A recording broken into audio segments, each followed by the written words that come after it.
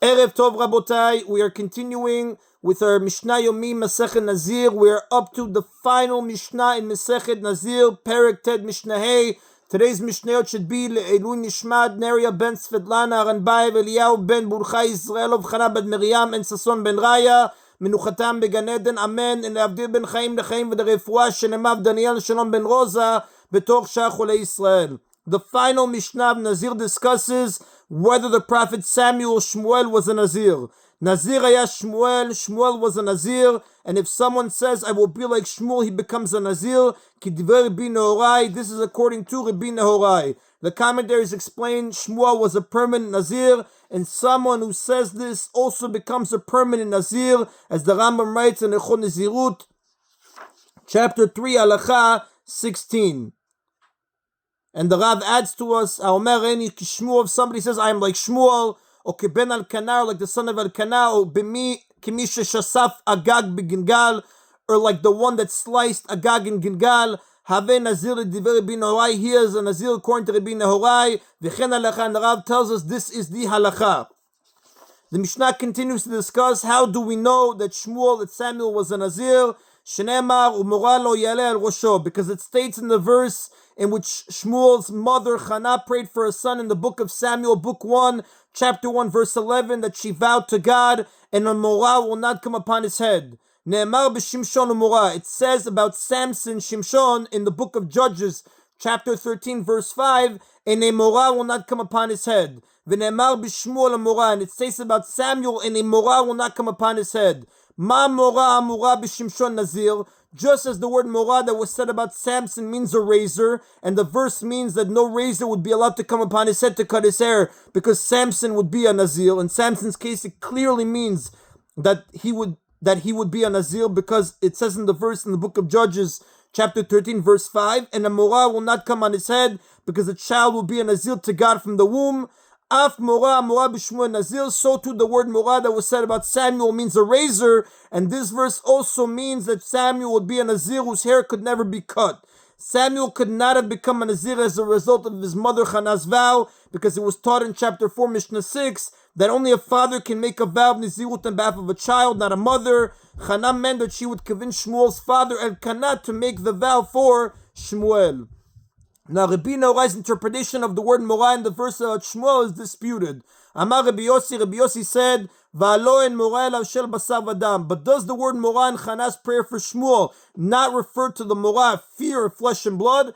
Chana was praying that no person should have the power over Shmuel to cause Shmuel to be afraid of him. Therefore, the verse means, according to Rabbi Yossi, and no fear should come upon his head. She never said that he would be a Nazir. According to Rabbi Yossi, the word morah with the hey at the end is the same in this case as morah with an aleph at the end, which means fear. It is also related to the word marut, which means mastery. Rabbi Yossi agrees that the word morah means a razor when it is said about Samson, Shimshon.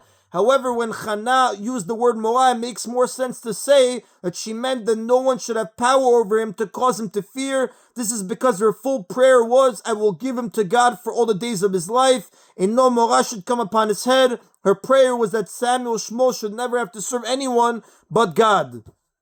Rabbi Nehorai responds, Amar lo Rabbi Nehorai said to him, V'alo kvar ne'emar, but does it not already state in the book of Samuel, book 1, chapter 16, verse 2, Vayomer Shmuel, ech elech v'shama Shaul v'argani. And Samuel said, how can I go to anoint David as a king if Shaul hears about it, he will kill me. Shekvar haya alav morah shel basar v'dam.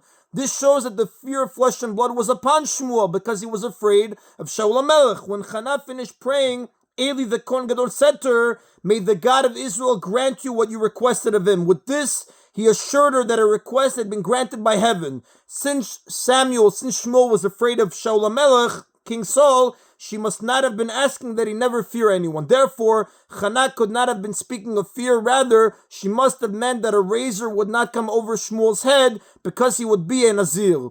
And that is an abotai of Mishnayot Masechet Nazir. Chazak u'Baruch, Mazal Tov on the accomplishment. Hadrach alan, Vadran alach, Mishnayot Masechet Nazir. We continue now with the next Masechet in the Mishna Yomi, Mishnayot Masechet Sotah. We begin with Perek Aleph, Mishnah Aleph. Sotah is the Torah's word for a married woman whose husband suspected her of an improper relationship with another man, so he warned her, kinui, not to be alone with that man, which is tira, but she disobeyed her husband's warning and did spend time alone with the man. According to Torah law, there are grounds for suspecting that she committed adultery. She is biblically prohibited to her husband, because if a wife commits adultery, her husband is biblically forbidden to have relations with her. Although a Sotah is merely suspected of this sin, that is enough to make her biblically forbidden, and he must divorce her. However, if they want to remain together, the Torah provides a way for them to be allowed to do so. She may drink the bitter water, which proves whether or not she is guilty of adultery. If she is not guilty, she becomes permitted to her husband again. The laws of a Sotah are stated in the book of Bamidbar, chapter 5. Now, the word Sotah also refers to a woman who definitely committed adultery. For purposes of clarity, however, when we're going to learn the Mishnah, we're going to use it only in the special sense of a wife who disobeyed her husband's warning not to be alone with a certain man, and is therefore prohibited to him until she drinks the bitter water. A wife does not become a Sotah unless people testify in court that they saw her husband warn her and that she went into a secluded place with the man. The Mishnah discusses how many witnesses are required for the warning and how many for the seclusion. Hamkaneli ishto, if someone warns his wife not to be alone with another man, Rabbi Eliezer omer mekanela al pishnaim. Rabbi Eliezer says that she does not become a Sotah unless he warns her before two witnesses. If the husband wants his warning to cause his wife to drink the water, should she disobey it, he must make the warning before two witnesses, otherwise it is ineffective, and she does not become a Sotah even if she disobeys the warning and spends time alone with another man. Umashke al pi ed echad o al pi atzmo. But if she disobeys the warning and secludes herself with a man, the husband may cause her to drink the bitter water, even if the seclusion is confirmed in court by just one witness or even by the husband himself. Now that was the opinion of Rabbi Eliezer. The next Tana disagrees about the number of witnesses required for the seclusion. Rabbi Yoshua omer mikaneh lah al pishnaim. Rabbi Yoshua says that he must warn her before two witnesses, like Rabbi Eliezer said, umashke lah al pishnaim. And likewise, he may cause her to drink the bitter water only if her seclusion is confirmed by two witnesses, unlike Rabbi Eliezer. The testimony of just one witness about the seclusion, and certainly the testimony of the husband himself, is not enough to make her a Sotah. Rather, according to Rabbi Yoshua, two witnesses are required. And that is an abotai of today's Mishna Yomi. Baruch Adonai Leolam. Amen v'amen.